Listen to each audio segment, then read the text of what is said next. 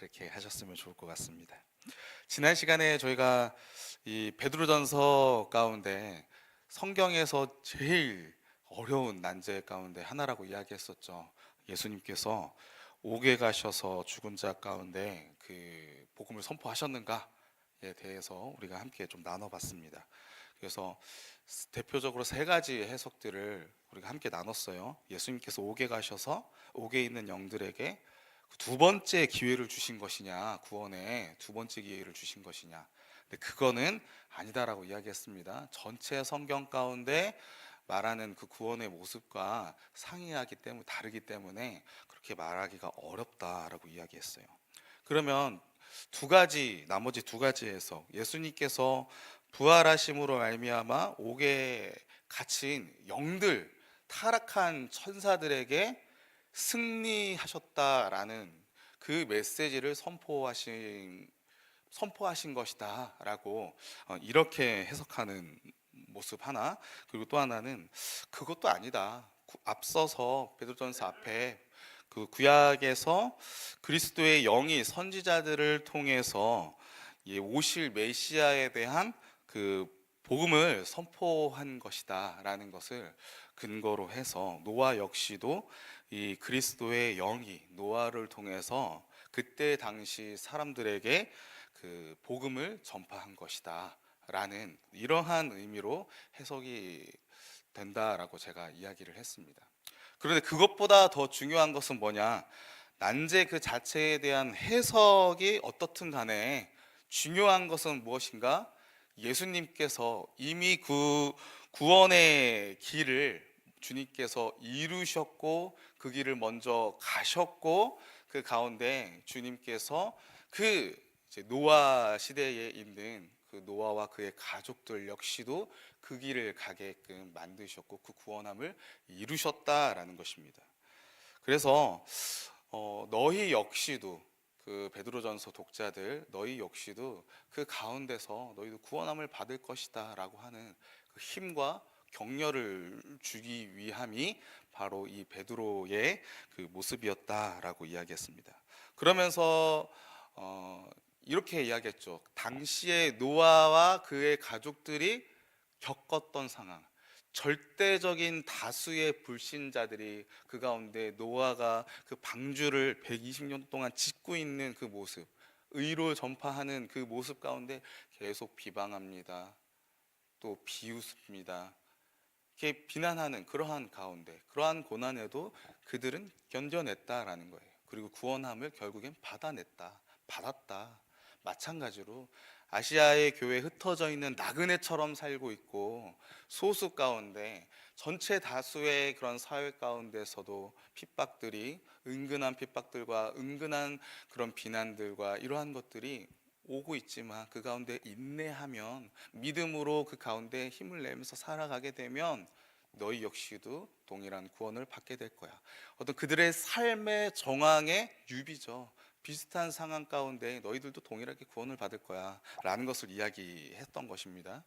그리고 오늘 본문에서 베드로는 이런 삶의 정황의 유비뿐만이 아니라 그 노아의 그 구원 사건, 그 구원의 방법, 모습들, 원리들, 이러한 모습들도 너희 그 베드로전서의 독자들, 신약의 성도들이 구원받은 것과 결코 다르지 않음을 그것을 신학적으로 이렇게 설명해 줌으로써 더욱 그들이 자신 역시도 구원을 반드시 받게 될 거야, 구원이 온전해질 거야라고 하는 그러한 확신을 그 격려를 주게 되는 것이죠. 그래서 오늘은 우리가 이 선한 양심의 간구인 침례라는 제목으로 함께 좀 나눠보도록 하겠습니다. 우리 신학 용어 가운데 예표라는 그런 용어가 있습니다. 예표 들어보셨죠? 구약에서 나타난 이런 사건들, 인물들, 이러한 것들이 신약 예수 그리스도께서 오시고 그 다음에 그 구원을 성취하심으로 말미암아 구약에 있는 사건들이 실상 예수님의 그 구원 사건을 미리 비춰주는 거였구나. 그 실체에 대한 것을 미리 보여주었던 거구나 라고 이렇게 바라보는 것, 이것을 예표라고 이렇게 이야기를 합니다. 아주 대표적으로 예수님께서 이렇게 말씀하신 게 있어요.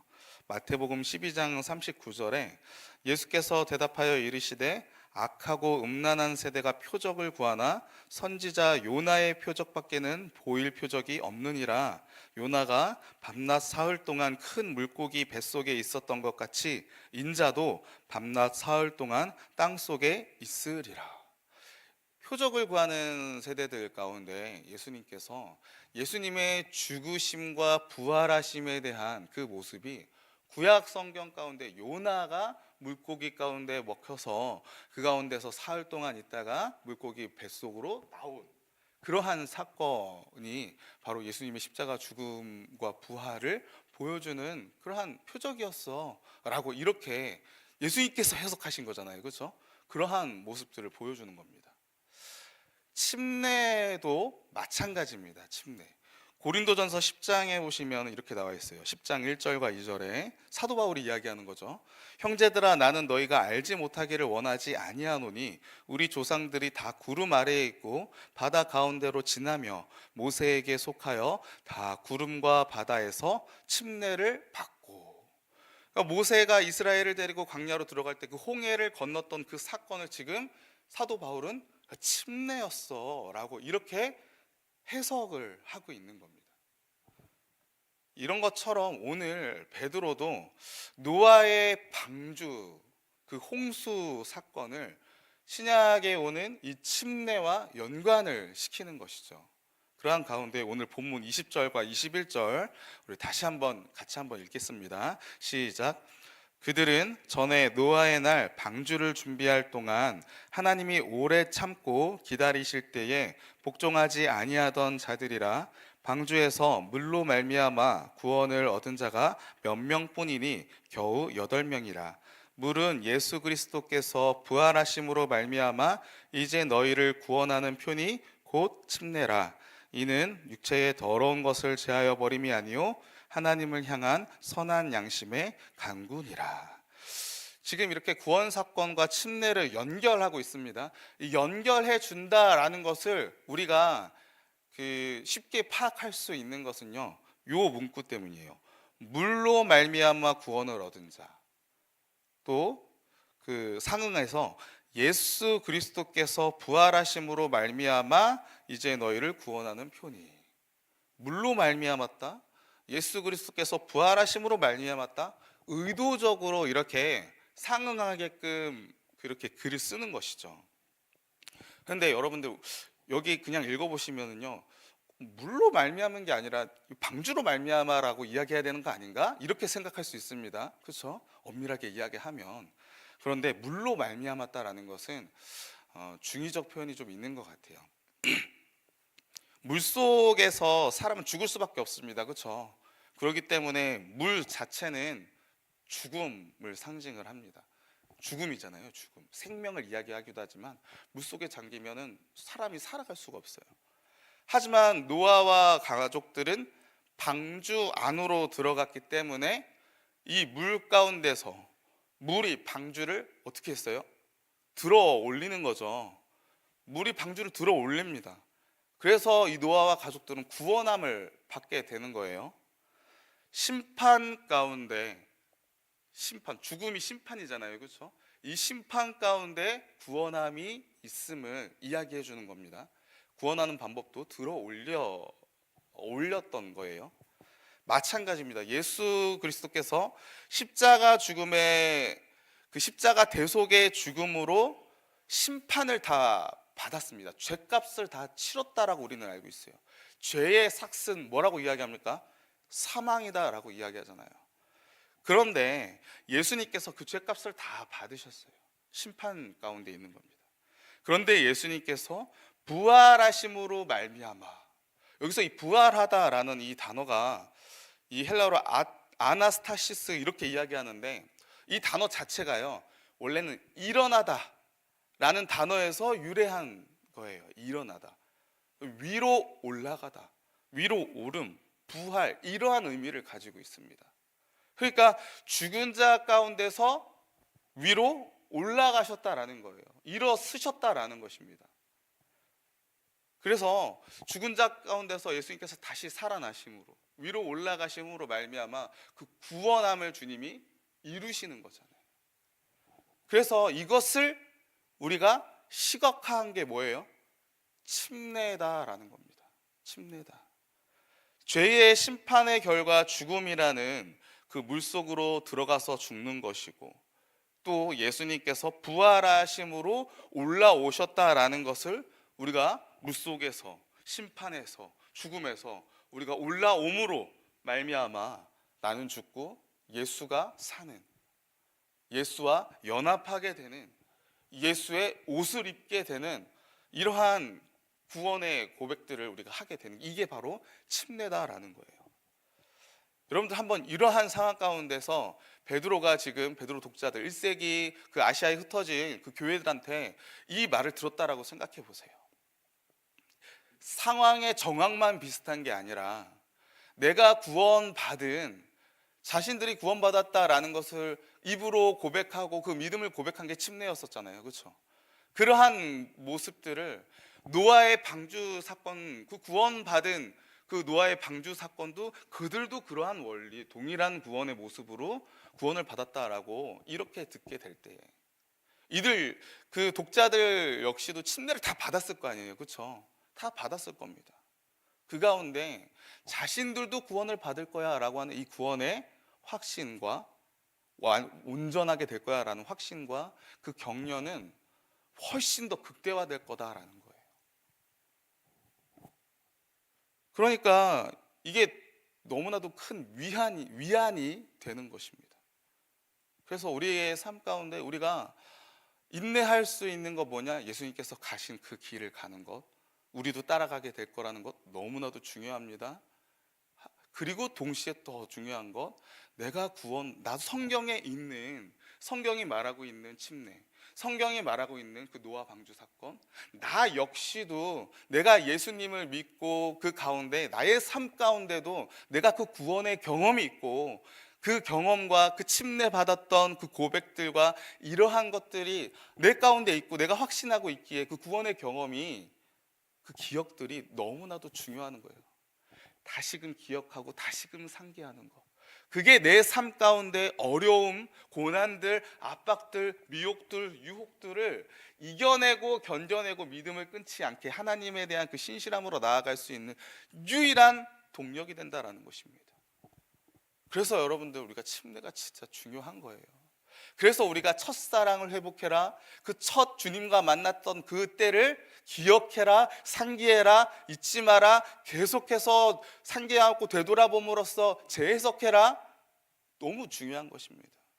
해석하면 해석할수록, 그 기억을 되돌아보면 되돌아볼수록 내가 상기하지 못했던 여러 상황들과 그 상황들마저도 인도하셨던 그 하나님, 그 모습을요 우리가 믿음 안에서 계속 발견을 하는 거예요, 새롭게.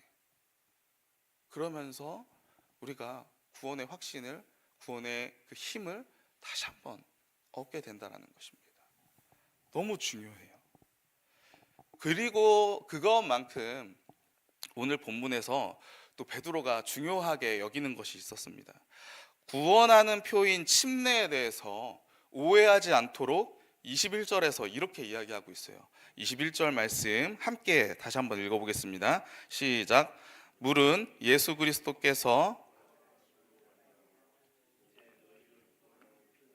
곧 침례라. 이는 육체의 더러운 것을 제하여 버림이 아니요 하나님을 향한 선한 양심의 강구니라. 아멘. 육체의 더러운 것을 제하여 버림이 아니다라고 이야기하는 것, 여러분들 이거 너무 중요합니다. 침례 받았다라고 해서 이 침례 그 자체가 영향이나 능력이나 뭐 효과가 있습니까? 없어요. 침례 받으면 육체의 더러운 것, 여기 더러운 것은요 도덕적인 죄악을 이야기합니다. 이 죄악들이 씻겨져 나갑니까?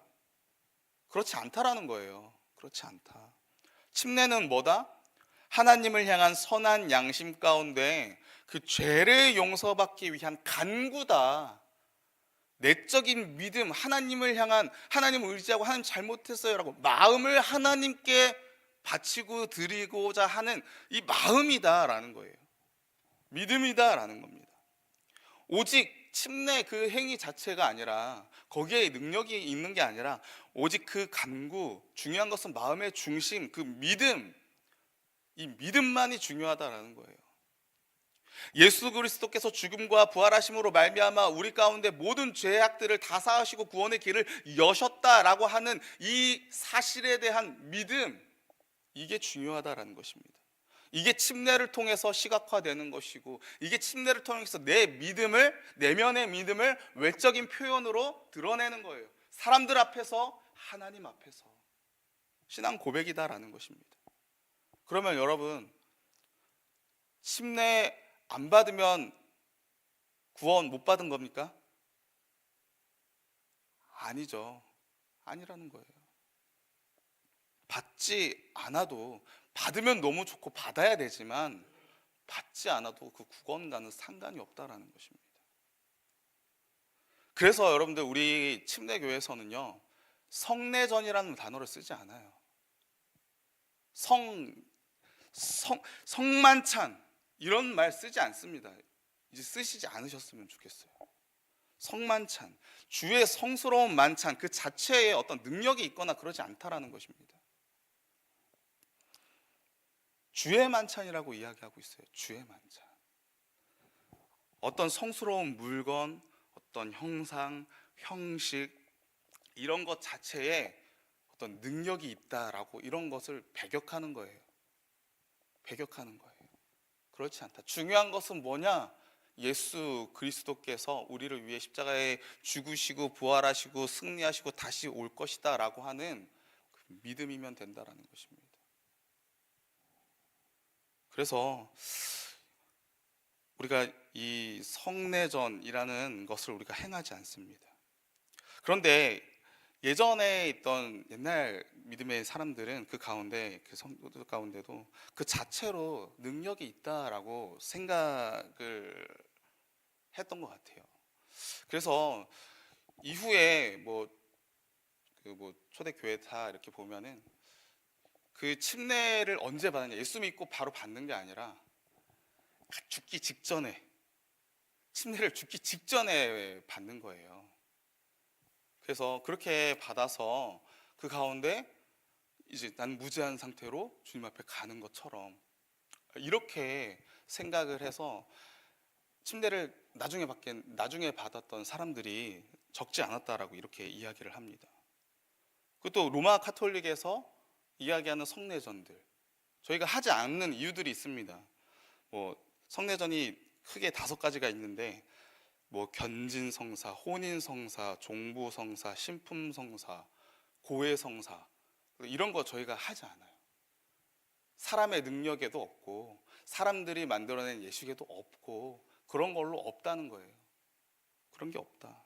하지만 우리가 주의 만찬과 침례를 우리가 하는 이유는 무엇인가?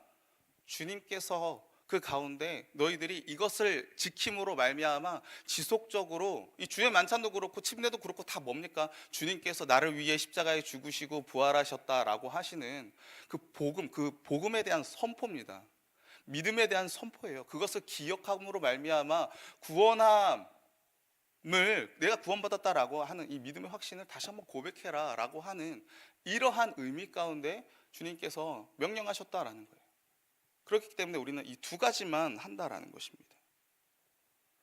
그래서 오늘 이 베드로가 이 문구를 이야기하는 것, 육체의 더러운 것을 제하여 버림이 아니다라고 이야기한 이유는 뭔가? 그때 당시에도 이 침례 그 자체에 어떤 능력, 육체의 더러운 것을 제하는 능력이 있다라고 그렇게 믿은 사람들이 있었기 때문에 그것 자체가 능력이 아니다라는 것을 다시금 상기시켜주기 위함이다라는 거예요.